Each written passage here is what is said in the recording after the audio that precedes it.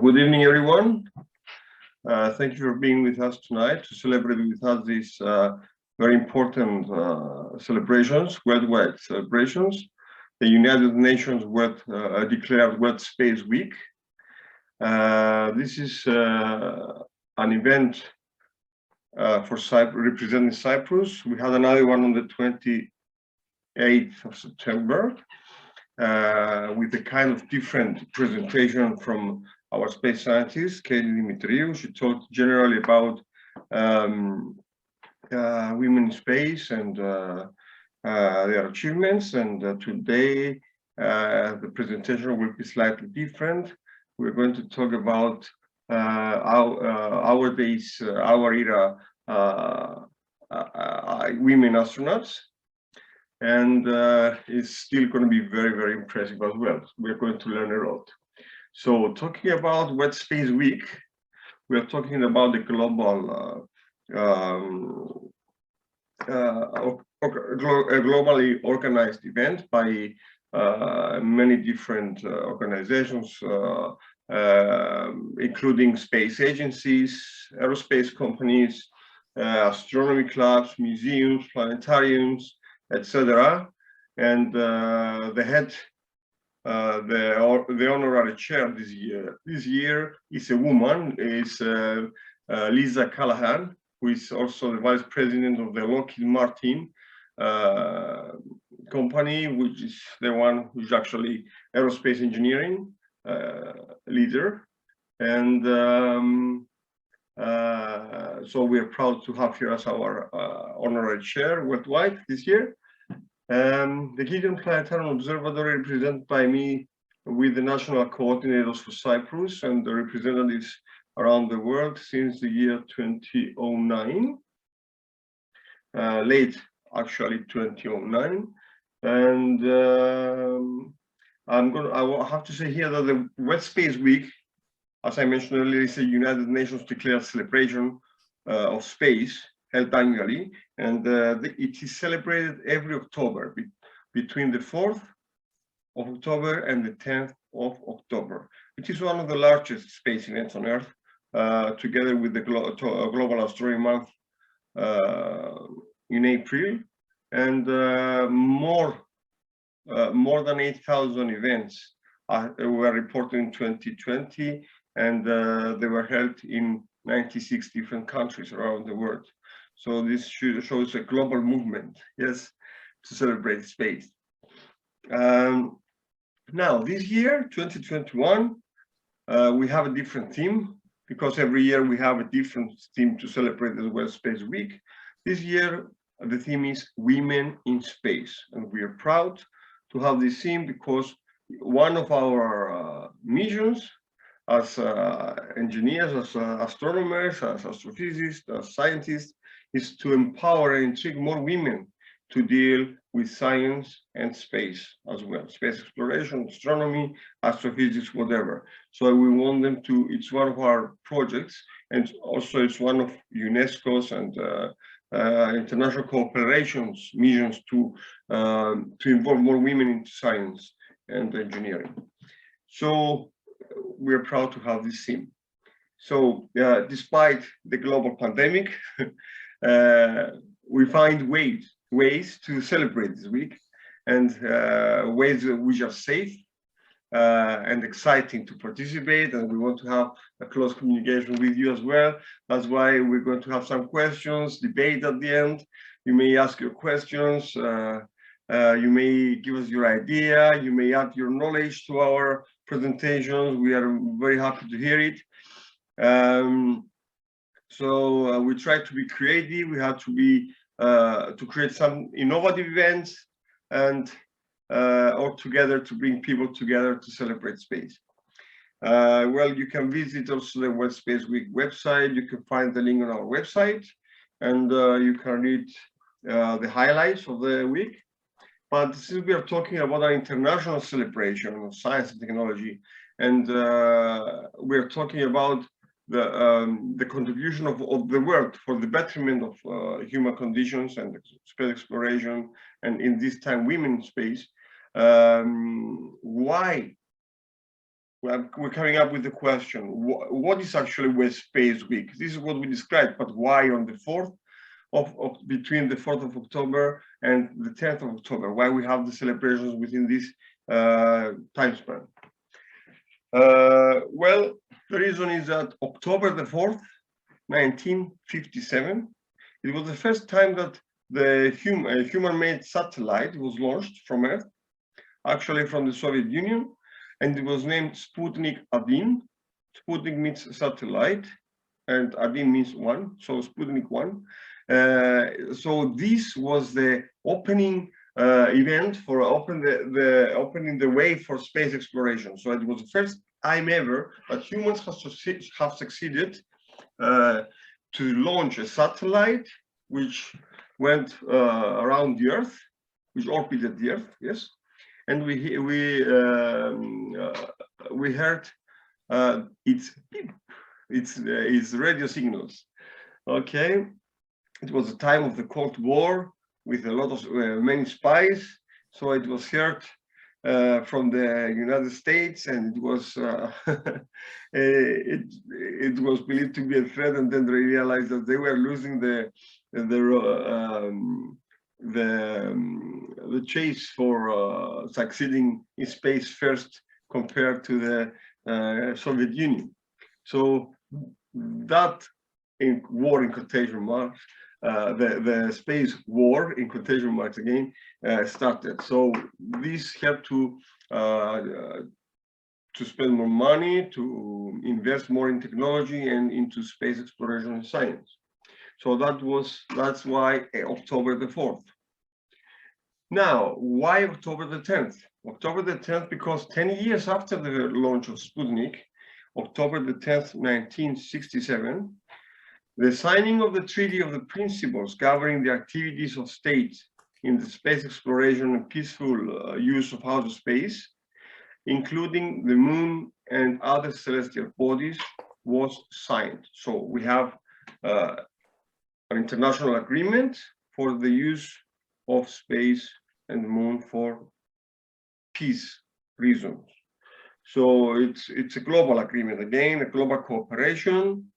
And in this case, we even use the military satellites for peace purposes. For example, we as the national coordinators as well for the International Meteor Organization, we have a firewall, we can report it officially as coordinators, and then we can retrieve data from military within 24 hours from military satellites that will help science. So this is included, for example, in this treaty. Now, the World Space Week consists of education, outreach events, held by, as I mentioned before, by space agencies, companies, aerospace companies, schools, planetaria, museums, astronomy clubs, and other organizations within this common time frame. And we try to invest in the cooperation and collaboration between clubs which are found in different countries to increase cooperation between between us. We do actually. We have a lot of affiliates in England, Lebanon, worldwide anyway, and we hold some events. In the previous event, we had a woman, a young woman from Cyprus, who lives who studies in Glasgow. She was in Holland, now in Greece, and then she will be back to Holland in a week time.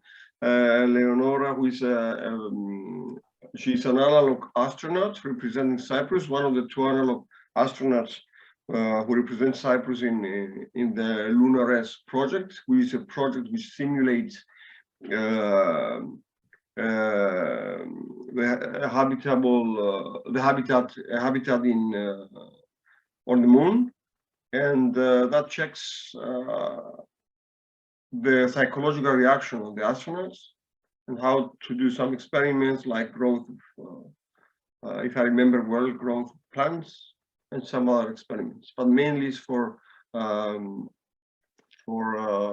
testing the psychology of the astronauts. And I remember well that in this project, they will not be allowed to have a shower as well, which is going to be for 1 week. Their next project, Lunar Earth. Now, in Cyprus, we have been celebrating these events for all these years now.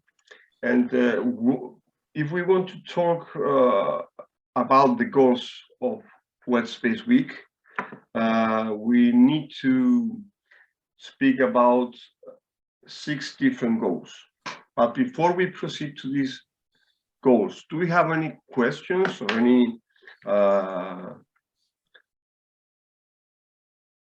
to ask until now so far? Valentini, Mark, Christina, Iris, Georgia. Okay.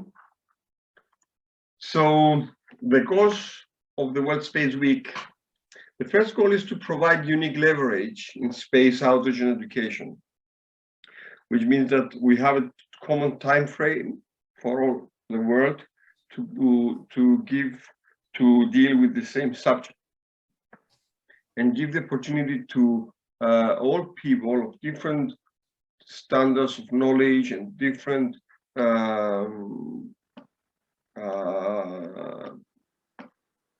class of the society to be involved in these events, to participate and share knowledge. The second one is to educate people around the world about the benefits that we receive from space.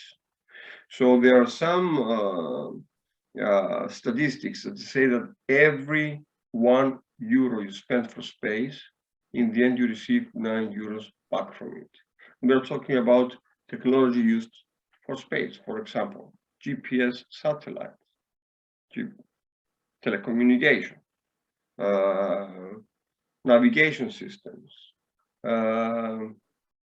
remote sensing. What is remote sensing? We're talking about satellites that they look back to Earth, and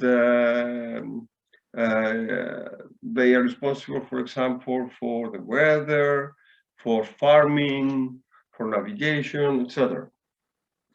The third goal is to encourage greater use of space for sustainable economic development. This means that we have to find applications that would help the economic development of the planet, the sustainable economic development of the planet. A fourth goal is to demonstrate public support for space programs. So this means that there are some kind of funding for different projects. As the science centers, we provide help and assistance to people that they are starting now in their early stages. They want to get the chance to get involved in space programs, or maybe international cooperation for space programs, or more advanced space programs that are part of missions. The fifth goal is to excite young people about science, technology, engineering, and math. And what we mean by young people, we take youngsters from the age of 3+ and we do workshops related to space science, to astronomy, to astrophysics. We play with psychology, with critical. We let them think outside the box, use their own critical thinking, take responsibility, take initiative. This is something that you have to apply from a young age to be able to develop better further on. And the sixth goal is to foster international cooperation in space outreach and education. As I mentioned before, we do common events with different countries. We share common projects. We give lectures, and we have affiliate clubs that we share our knowledge, and we share observations, we share workshops, we share our experience, and we try to do our best to come out with a better outcome. Now, since we are talking about women, we have the privilege, if I may say, and the honor in our next event, in our next online Science Cafe on the 26th of October, to host one of the most important ladies in the world of astronomy, not in space exploration as far as machinery or missions are concerned, but in space exploration regarding binary and multiple star systems.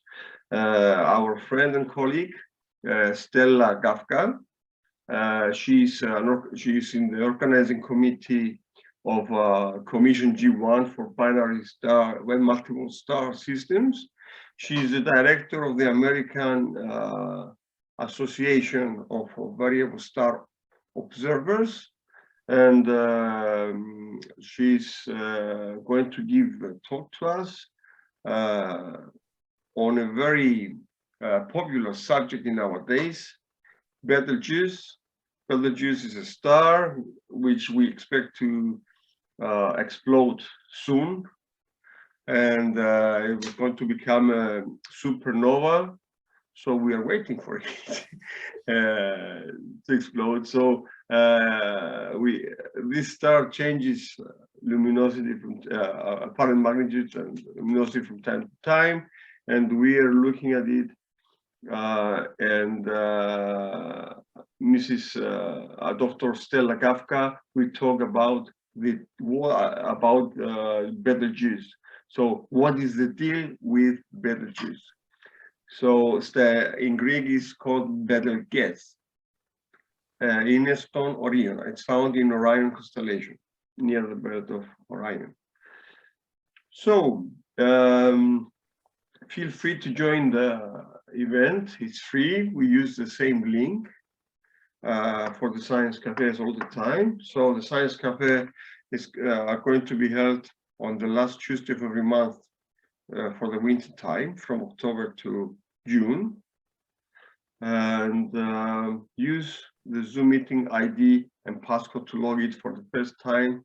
You already did, so you can suggest it to a friend. Then you don't need to re-enter it. The link will take you immediately to launch the event. So thank you for being with us. Any questions? No questions? Okay. So we will proceed then. We have with us our special guest, our colleague, our KITION Planetarium Observatory space scientist, Katie Demetriou, or Ekaterini Demetriou. Can you hear me? Yes, perfect. Okay, can you see me? Yes. Yeah. Okay, is there a map of Cyprus behind me? Exactly. Okay, cool. Excellent. So I'm going to talk to you about women in space, the past, the present, and the future. And let me just make sure that I've got the screen share the way I want it. One moment. Okay. Excellent. Right. So I had let me just, I'm not using my headset. Give me one moment.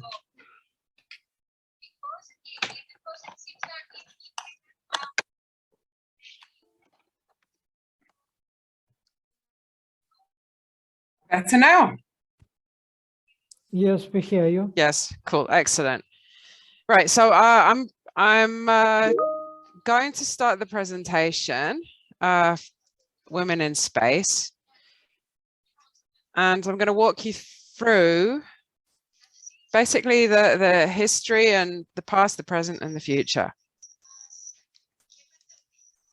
So a little bit about me. I'm a space scientist, and I trained at UCL, and then I did my research for Mullard Space Science Laboratory in the UK, and I was involved in remote sensing. So I used satellites in space that were looking down at the Earth, and I studied and did a lot of analysis on sea ice using data from active microwave sensors. So basically, we were sending down a microwave signal, and it was reflecting off the ice, and from the backscatter coefficient, we were able to find out where there was ice and where there was water. And sea ice is a very sensitive indicator of climate change.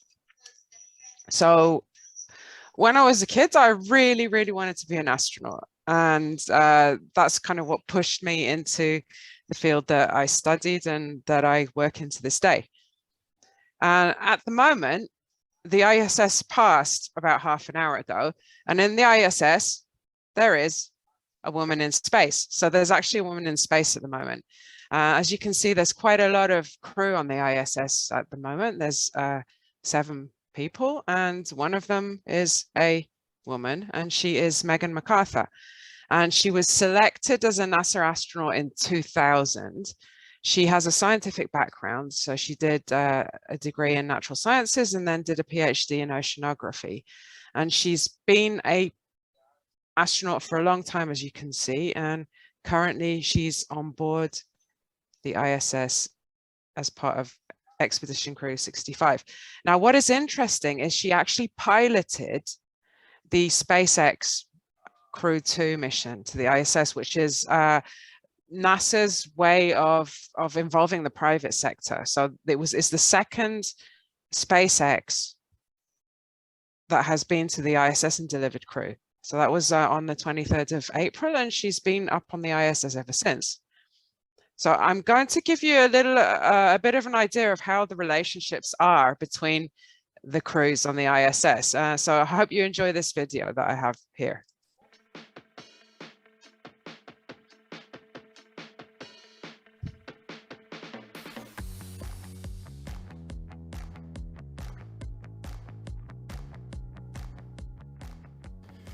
Megan, intelligent, witty. She's smart, knowledgeable, and she's brave.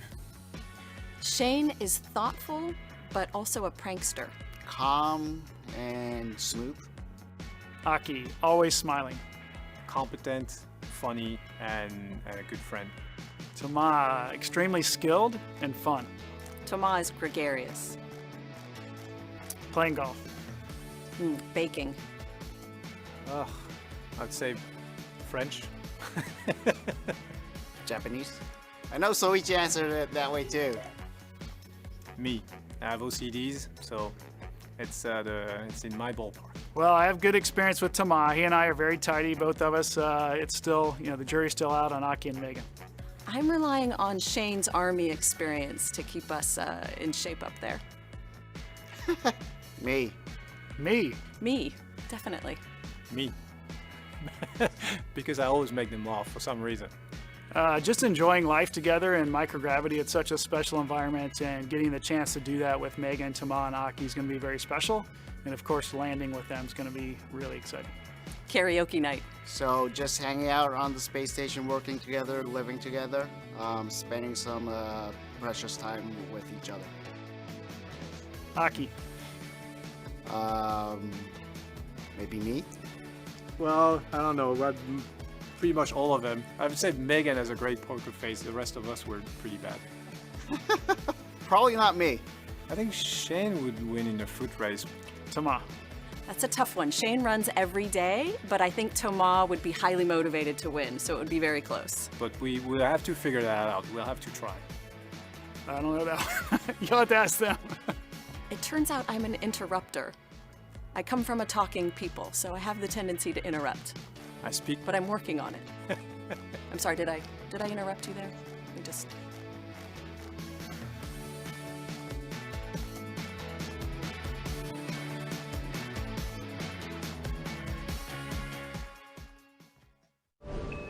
Subscribe for more space.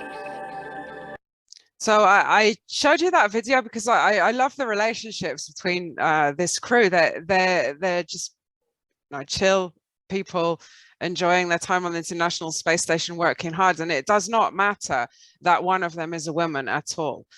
In fact, when the ISS was built, women were on the board from the beginning. So they were on board actually constructing the ISS. So this lady here, Nancy J. Curry, she was the first woman to reach the ISS on the Space Shuttle 88, and she helped construct and assemble parts of the ISS that we have at the moment, orbiting for many, many years.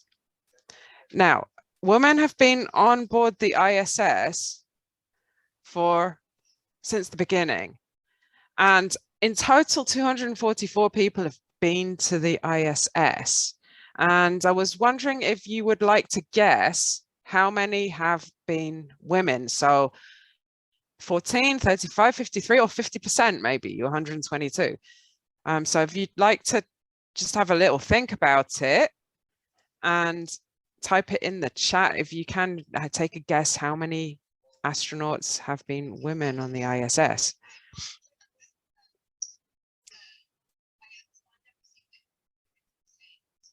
No one want to take a guess? Oh, you have. Ah, George.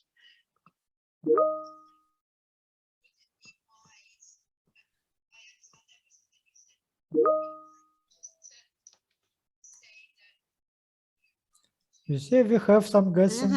No one picked 122. Why? Why not? I mean, like 50% of the population yes, is women. But you show two pictures and both did not have half. Yeah, but this is a picture here of two women on board the ISS and women doing a spacewalk. Right. Anyway, so the answer is 35. So well done for all of you picked 35. And we're getting there in terms of numbers. Now is a very good time to be a woman and be an astronaut. There's certain characteristics that women have that would make them to be very good crewmates and astronauts. So in March 2000, but there are still some problems. So in March 2019, the first all-woman spacewalk was cancelled because there were not enough medium-sized spacesuits up on the space station. So this astronaut you see in the center, Anne McLean, she didn't have a medium spacesuit to wear, so she had to have her place taken by Nick Hague, and so that was a bit of a shame for that particular astronaut. But eventually it happened. So on Friday, 18th of October, there was an incredible milestone, and two female astronauts became the first all-female duo to perform repairs on the ISS, and they did a very nice spacewalk, and the whole thing is on NASA TV if you want to watch it. It's many hours, and it's really interesting to like just zoom into bits and pieces and see their work. So it actually happened. So there have been females doing spacewalks for many years, and this is the first time that we had an all-female one after the setbacks of the suit.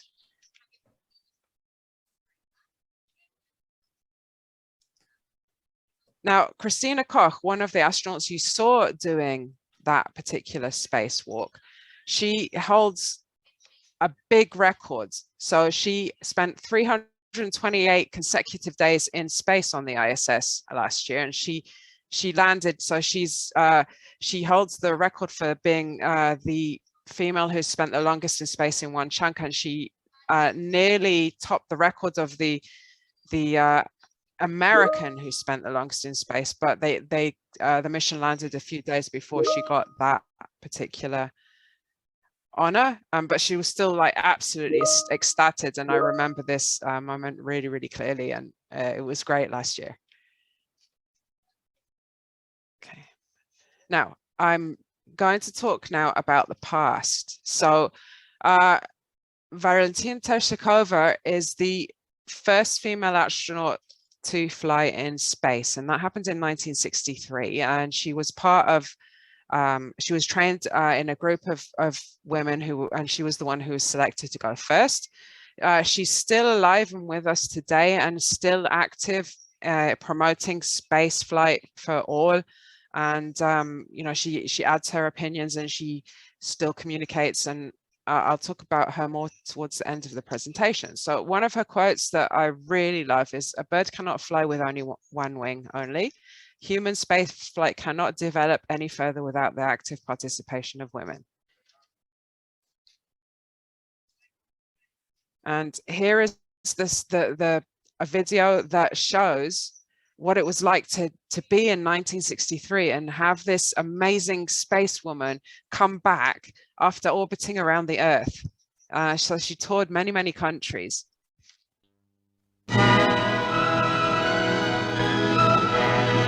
Soon after her audience with the Queen, Valentina Tereshkova, the world's first and only spacewoman, faced the crush at this ceremony in London. The presentation of a medal from the British Interplanetary Society.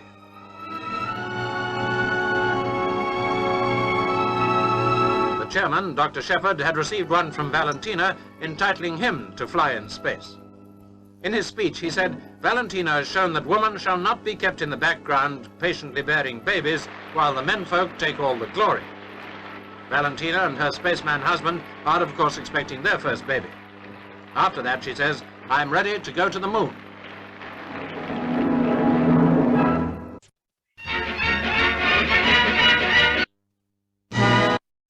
Now, the Soviets had women in space pretty soon after men. The Americans, NASA, were lagging. So they were lagging in terms of both men and women. So they prepared a very famous crew called Mercury 7, which was a bunch of men that eventually went into space and became the first Americans in space. Now, a private company also wanted to prepare women to see if women could go into space. So they actually created a program where they selected women and trained them in the same way as the Mercury 7 male astronauts were trained. And in fact, the women did really, really well. In fact, some of them did much better than the men astronauts that were actually selected. And one of those women who was in this Mercury 13 program all those years ago, who never got to fly and never got to go to space, actually managed it. So at the age of 82, she flew in a private, basically space tourism mission with Jeff Bezos. So this was really recent, and I watched it, and it was so moving to have someone who'd been a pioneer at the beginning, who never got the chance to actually go into space, get the chance to go into space at 82. So she is now considered to be the oldest person ever to go into space, astronaut Wally Funk. Now, it took NASA 20 years to get a woman into space. Like, so 20 years passed, and no woman went into space. And NASA started the program in 1978 and selected 35 new astronauts, including 6 women for the space shuttle program. So the Soviets, they picked up their race as well. And here we have a Soviet astronaut, cosmonaut, Svetlana Satitskaya. Did I say it right, Alexander? Savitskaya. And she was the first woman to do a spacewalk. She was also the first woman to go onto a space station and take part on the space station. It was a mixed gendered crew, and it was a sign of the future. Now, Sally Ride was the first American woman in space, and she was part of those 6 astronauts that were selected for that mission. And I did notice that we have a link to one of the participants here. I'll show you the next slide. So one of the 6 astronauts that was selected for the missions in space was this lady here who's standing next to me, Annalie Fisher. She was the first mother in space, and she's still actively involved in NASA programs. So she trained with Sally Ride and she got her time in space. And we were privileged to meet her. So a group of Cypriot women who are involved in science were privileged enough to be invited by the American Embassy to meet her in November in 2019. So about 2 years ago, we got the privilege to meet the first mother in space. And it was a very nice morning, really pleasant, with lots of discussion and lots of ideas and swapping stories. And I think, Iris, are you in the meeting? Yeah, I'm here. I Yeah. was with you too that day, I remember. Yeah, it was really exciting. It was a nice, amazing. yeah, it was a really, really lovely morning. You know, lots of good stories, and we had fun, as well as, you know, being really overawed by this lady, this special lady who is a female astronaut and went into space. Now, there are other ways to get involved in space too. You don't have to be an astronaut to get involved into space. Obviously, most of the work is done by people on the grounds.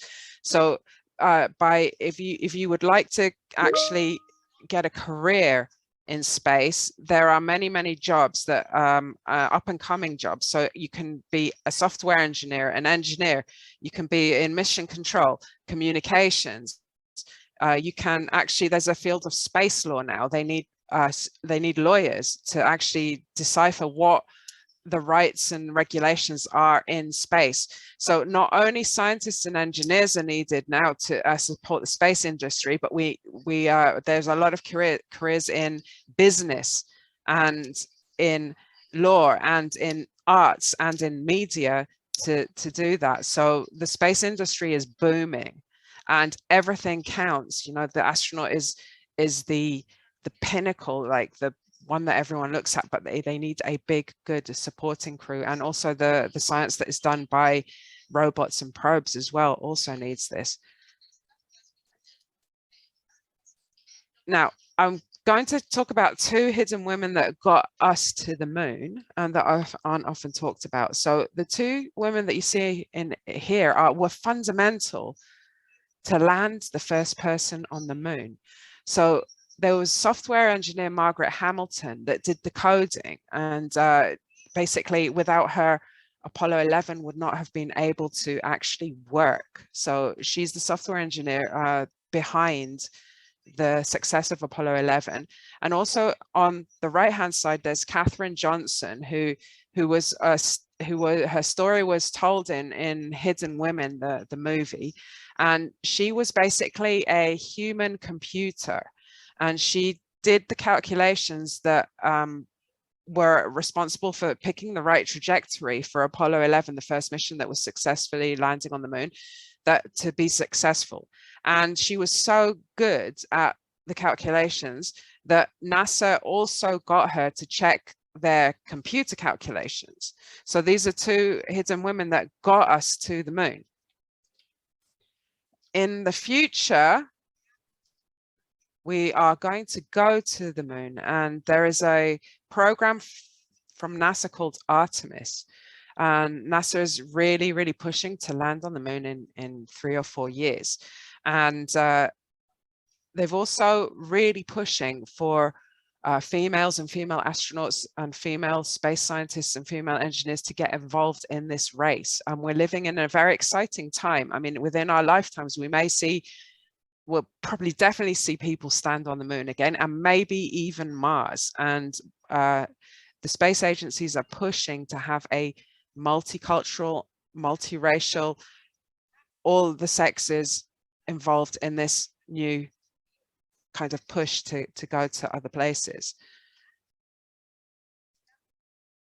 There are several reasons. I'm only going to go into the physical ones today that it's beneficial to have women astronauts. So in general, females are smaller. They need less fuel. They expend less food. They have done studies of female and male astronauts in simulations.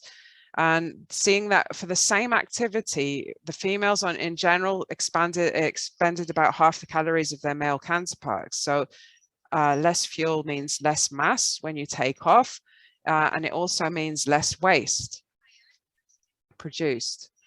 Okay, so here's some waste on the ISS.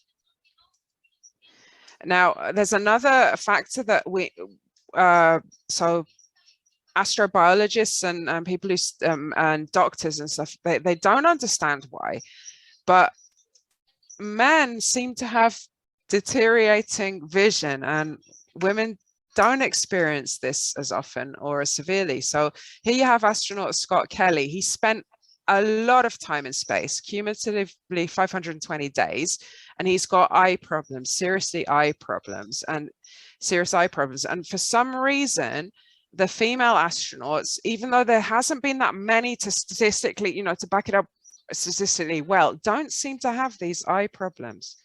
They don't have to seem to have the vision deteriorating as severely as male astronauts. Okay, so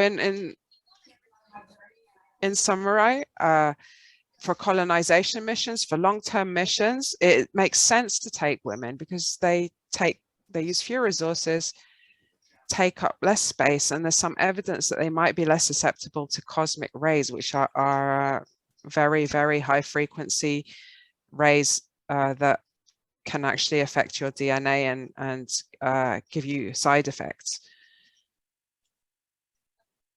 And there has been some top secret, even though the independent newspaper here published it, reports recommending all female missions to Mars because of sexual dynamics. Now, I never found what this report actually said, but I found lots of research that is done about what the best cruise to go to a long-term a destination far away would be like. And this is I'm going to end with a controversial note. If we are struggling for our own survival and we need to repopulate, we need to put our population on another planet somewhere else to save the human race, it seems logical that the first people on that planet would have to be female with a sperm bank to increase the genetic diversity of the first generation born on this new planet. So again, there's lots of studies about this. So in a situation where we need to preserve the human race, we can't yet, as we speak, grow babies without a female. So it might make sense to send an all-female crew and a sperm bank, sorry, and to make sure that our population survives. Now, I was very excited that Dr. Tereshkova might get the chance to see a woman set foot on the lunar surface soon. As you remember in that press release, that film roll that we saw earlier on in this presentation, she wanted to go to the moon. That was her dream. So to see a woman set foot on the lunar surface would be absolutely amazing. I can't wait for that to happen. Okay, here are my references. And so that's the end of my presentation. Any questions? George, did you speak about our astronauts, our analog astronauts? First of all, thank you for your impressive presentation. It was very inclusive and very informative. I talked about Eleonora that we had here last week. I talked a bit about LunarS. I mentioned what LunarS is, and that Eleonora participated in the first mission. She's going back in 1 week to participate in the second mission. And what else? And we will have her with us soon to give a speech as well, to give a talk about related to the LunarS after she finishes her second mission. and she will also introduce us to the other lady who is also an analog astronaut representing Cyprus. We are very proud of them, both of them, and they are very good people as well, and they're youngsters. She's doing her master in Glasgow related to astrophysics. She's going for PhD, so she's willing to join our team as well, from what she said last time on the phone. So we're looking forward to our cooperation with her and the other lady, hopefully as well. And we wish her best of luck and success in her second mission. And we were laughing because, as I mentioned earlier, as she said, they will not be able to have a shower this time during the mission because they want to see the effects on stress it will have on them during the 1 week long stay. The previous one was 2 weeks, and this one is 1 week, if I'm not mistaken, or vice versa, if you remember.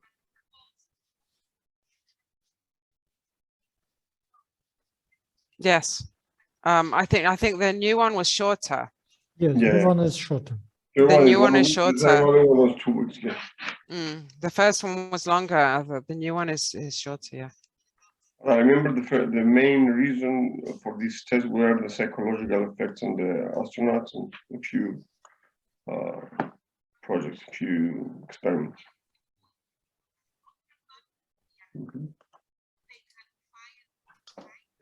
So we have Iris with us, who's a biologist.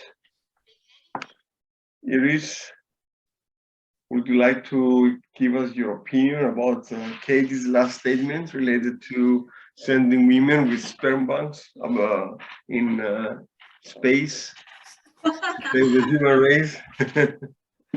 Well, I'm an ecologist actually, so I understood the logic of that last statement, but I was thinking, oh my God, just please look after this planet.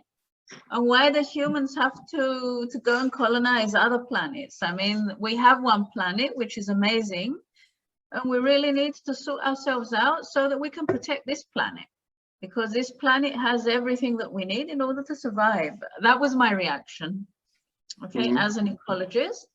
And anyway, if we go and colonize another planet, we're going to pollute the other planet as well, and what not. So okay, but in what Katie said, it made sense in relation to sending an all-female crew and a sperm bank. But personally, I hope that life for humans doesn't resort just to that, because the contribution of both genders to the next generation is not just our DNA. Okay, so we contribute other things to the next generation as well, and it's not just, so men are not just sperm, just put it that way. So if we colonize another planet, it would be a pity if the only contribution from one of our genders is just going to be their sperm flying to another planet. If you see what I mean, that's my reaction.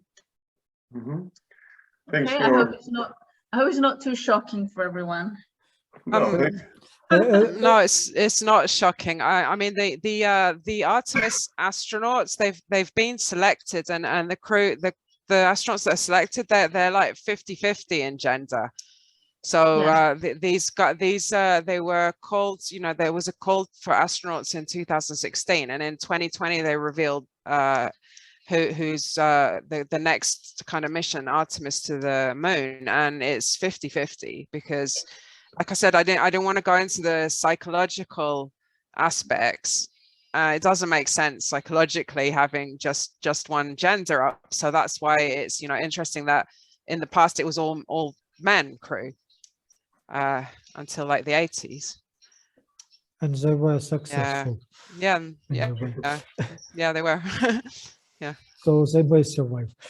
I believe that this statement mostly is about in case of danger on this planet, on the Earth, for example, something like from the huge asteroid will come to the Earth or something like that. So in case we will need to escape and survive. So in this situation, we have to make it with smaller resources, and that's one of option. So I believe that that's the main idea for it, and about the same colonization. But again, when you don't have resources, for example, for Mars, they plan to go to Mars in 2030s, but during 2020s, there will be many missions sent to Mars to prepare this colonization. So all equipment will be sent in advance. It wouldn't be last moment decision. Actually, they are planning to send an orbiter that will hold some 3D printers that will Exactly print the equipment with 3D printers and send them there. Even food will be 3D printed. Anyway, so we are going to send many robots with many resources in advance before humans finally come. So every 2 months, we will see how next equipment is going to Mars. So because of without it, it's not possible. It's similar to that how humans visited North Pole or South Pole, for example. They put bases on the way to the South Pole, then return, then they take next bases with food, put them in the next point, then return, and then finally they made this expedition in one way from the sea coast to South Pole and back. So it's always with many preparations. Something similar is here with Mars. So I mean that this idea is for extreme situation which is going on the Earth, not for regular colonization of Mars, because of when we have regular, we could plan anything, not just something special, something extreme. At least it is my vision, my idea. Some more questions?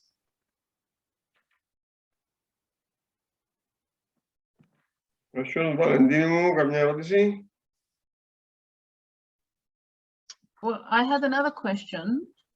So what is it? So it looks like that all this space exploration started 61 years ago from what I saw from the slides.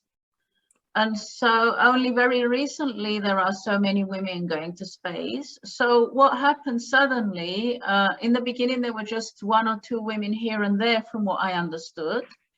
And so then from what decade or from what years were there suddenly a lot more women encouraged to explore space, and why? Why did this happen?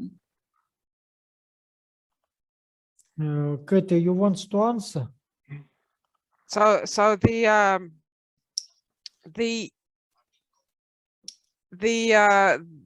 big push came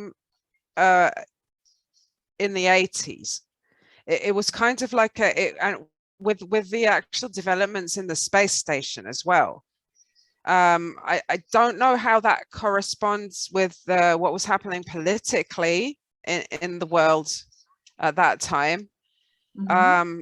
So it's probably because basically not like I know that NASA has always been a leader in terms of gender equality and in the US government. I think that program that they decided to start pushing female astronauts then led the Soviets to go, oh no, we've got to compete, and it was like a new space race started. So it was the late 70s, early 80s where these programs were actually implemented in the USA. And I think it's got to do with equality and also at NASA at this time, there were a lot of the prominent female scientists in executive positions. So there was Nancy Roman, who is called the mother of Hubble, who actually was the chief astronomer and the first female executive at that time. So I guess that society saw that they shouldn't waste half of the population at that point. That's my take on it. Okay. Yes, exactly. It's looked like that in 1970s, the idea that there should be equal rights realized finally somehow. This idea was adopted, and NASA, for example, I should not say like this, space agencies show they really show the top of the society. Yeah. There is nothing higher than the sky. And that's why when they show that they really have, so it means now we are coming to the, again, to politics and to the general propaganda even of the countries themselves and of the United Nations again. So we have to show that not just we declare equal rights, but we really could give equal rights, and women may take them and let them take. And as Katie said, it's correct. Why should we waste talented women somewhere keeps far away from the main game players if they could? Let them play. So why not? So in 1970s, this idea came somehow to mind, so it was started. But in 2000, something like that, it's almost became obligatory for large companies and so on that you should have equal quantity of this and this. You should show to society that yes, you not just declare there is no differences. You keep it in equal way. So that's the idea. And because of the space agencies, as I already said, the flagmans, the tops of the societies, that's why they really care to show equal situation. If we return back to Savitska example, it was like this, at least that's the way how Savitska said, so nothing more. I get it from her words. So from her point of view, it looks like that. Americans, they plan, as Katie said, to send Sally to space. And it was planned, so we knew that it was in the autumn of 1982, or maybe beginning of next year, so somewhere that period. So Soviets decided to do half a year in advance, and they asked, Svetlana, would you like to go to space? They trained her and she went. So from your point of view, it looks like that. So, new space race. so Americans plan, because of NASA is open organization, this plan was told to everyone, to the society in advance. So it wasn't top secret like Soviets did. So it wasn't secret. Soviets looked at, why not? We might be better earlier. And that's why they became the second woman and the first in spacewalk. But anyway, it really takes, we should tribute to Svetlana Savitskaya. She made it anyway. And she was the very first, and till now, as far as I know, the only one who made the melting of metal in space, in empty space.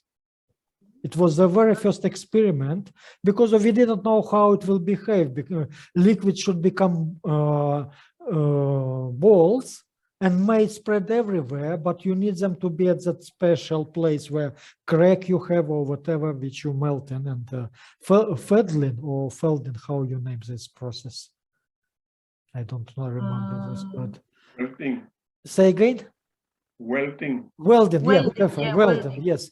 So she was the first who made this welding in space.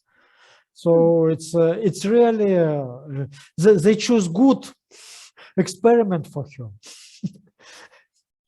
So, but then I wanted to ask, since this push started in the 70s and 80s, why is there still such a minority of women then? Because in the photos that Katie showed us, it was just one woman in a crew of 7 or 8 people. Yeah, exactly. It was just one woman. So even though the 70s and 80s, they started accepting women, why is there still such a huge gap? Because this was 40 years ago, 50?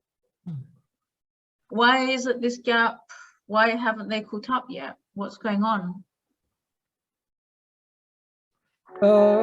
I believe we could not answer this question yet because of it is just statistics. So let's follow statistics. That's all.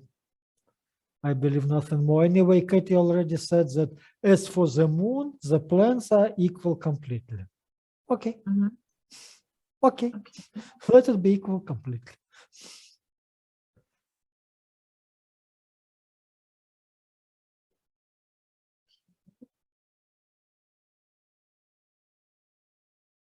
And one more question.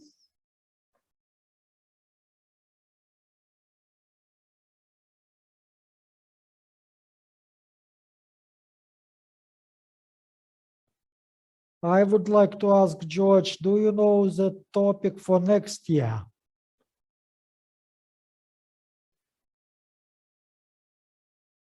I know. Okay. Yeah, it's sustainability. Next year's World Space Week. Okay. What does it mean? I believe it means, I believe it's more in Iris's field. So it's all about space and being environmentally responsible for our planet. So there's many ways that we can use space technology to help us monitor and measure what's going on with our own planet.